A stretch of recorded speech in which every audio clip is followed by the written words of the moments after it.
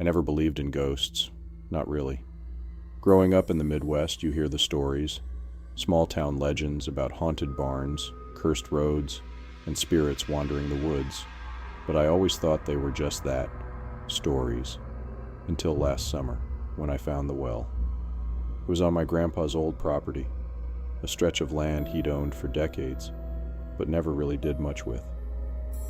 After he passed, my family planned to sell it, but before they did, I volunteered to clean up the place.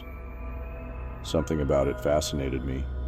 The overgrown fields, the crumbling barn, the old farmhouse that still had his scent lingering in the air.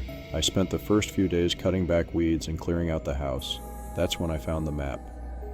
Tucked inside an old book on the shelf, it was yellowed and fragile, with a crude sketch of the property. But what caught my eye was a marking in the far corner of the land. Just an X with one word beside it. Well. I had never seen a well on the property before. I didn't even know one existed. But now, I had to find it. The next morning, I set out, hacking through the thick brush with a machete. The deeper I went, the heavier the air felt. Thick, humid, charged with something I couldn't explain. And then, finally, I saw it. The well was old, built from weathered gray stones, half hidden beneath a tangle of vines. The wooden cover was broken, a few planks missing, leaving a gaping hole into darkness. I crept closer, peering inside, and that's when I heard it. A whisper, faint, distant, almost like it was coming from deep within the well. My blood ran cold, but I forced myself to listen. It sounded like a voice, hushed and urgent. "Help me." I stumbled back, heart hammering. There was no way someone was down there. The well had to be dry, abandoned for decades. And yet, please, it was clearer this time. A woman's voice. Weak.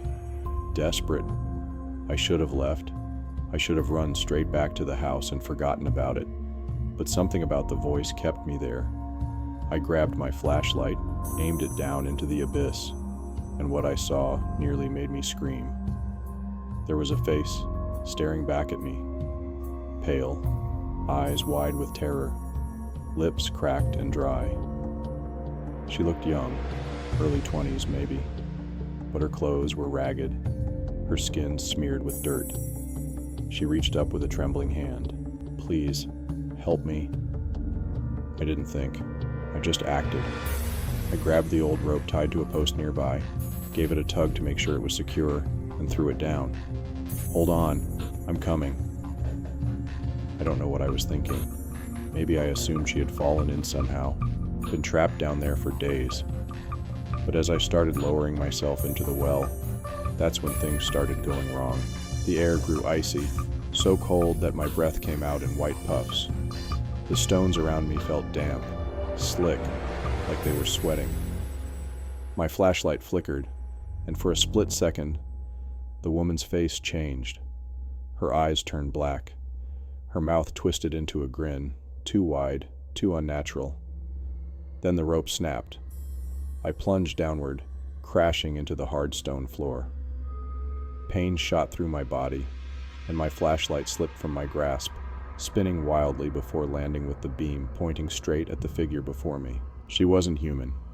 Her limbs were too long, her fingers stretching unnaturally. Her head tilted as she studied me, and then she moved, crawling toward me with inhuman speed. I scrambled backward, my hands scraping against the cold stone, my heart hammering so hard I thought it would burst. The walls of the well seemed to close in, the darkness thickening around me. Then I heard the whisper again, right by my ear, "Stay." I don't remember how I got out. One second she was reaching for me, and the next I was clawing my way up the well, my hands bleeding, my breath ragged.